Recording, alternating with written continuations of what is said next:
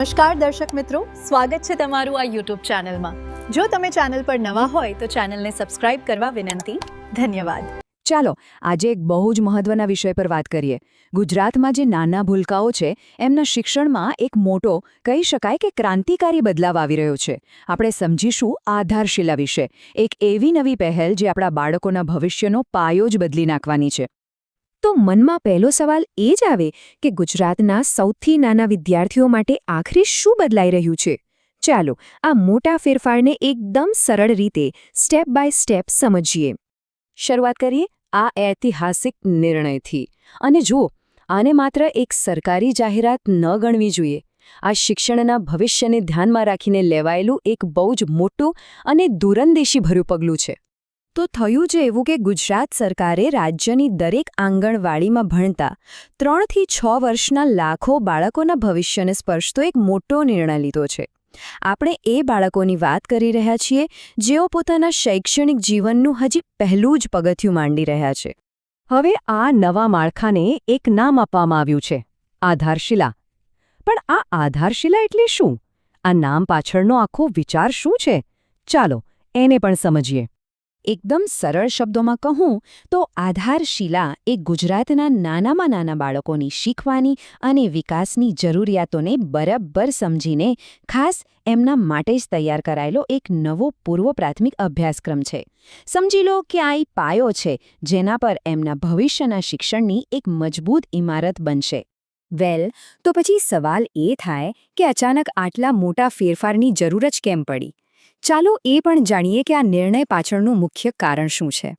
જુઓ, આ નિર્ણયની સૌથી ખાસ વાત એ છે કે આ કોઈ અલગ અટૂલો નિર્ણય નથી. આધારશિલા જે છે એ ગુજરાતના શિક્ષણને રાષ્ટ્રીય શિક્ષણ નીતિ 2020 એટલે કે NEP 2020 સાથે જોડે છે. આ એ જ રાષ્ટ્રીય નીતિ છે જેનું લક્ષ્ય ભારતના શિક્ષણને આધુનિક અને દુનિયાભરના સ્તરનું બનાવવાનું છે. એટલે હવે રાજ્ય અને દેશના શૈક્ષણિક લક્ષ્યો એકસાથે એક જ દિશામાં આગળ વધશે. તો હવે સૌથી રસપ્રદ વાત પર આવીએ. આ નવા અભ્યાસક્રમમાં ભણાવવાની પદ્ધતિ કેવી હશે? અહીં જ બાળકોના શીખવાના અનુભવમાં સૌથી મોટો અને સૌથી સકારાત્મક બદલાવ આવવાનો છે. આધારશિલાનું મૂળ મંત્ર છે પ્લે બેઝડ લર્નિંગ, એટલે કે રમત દ્વારા શિક્ષણ. જરા કલ્પના તો કરો, બાળકો હવે રમકડા અને બ્લોક્સથી ગણિત શીખશે, ગીતો ગાતા ગાતા ભાષા શીખશે.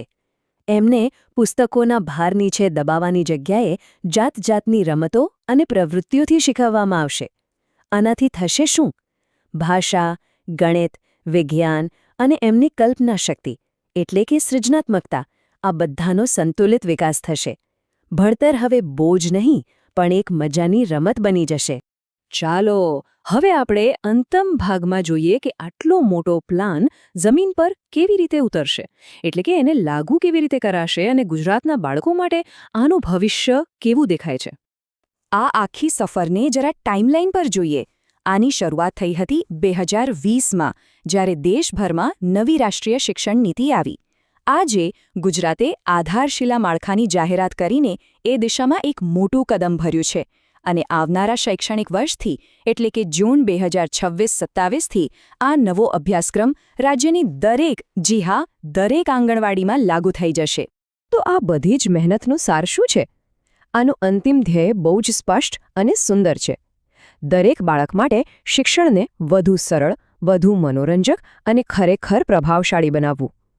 આ ફક્ત ભણાવવાની વાત નથી, પણ શીખવાની આખી પ્રક્રિયાને જીવનભર યાદ રહે એવી એક સફર બનાવવાનો પ્રયાસ છે. અને અંતે ચાલો આપણે સૌ વિચારીએ, બાળપણમાં મુકાયેલો આટલો મજબૂત પાયો આપણી આવનારી પેઢીઓને ક્યાં સુધી પહોંચાડશે? કારણ કે આ નિર્ણયની સાચી અસર આજે નહીં પણ આવનારા દાયકાઓમાં ગુજરાતના ભવિષ્ય પર જોવા મળશે.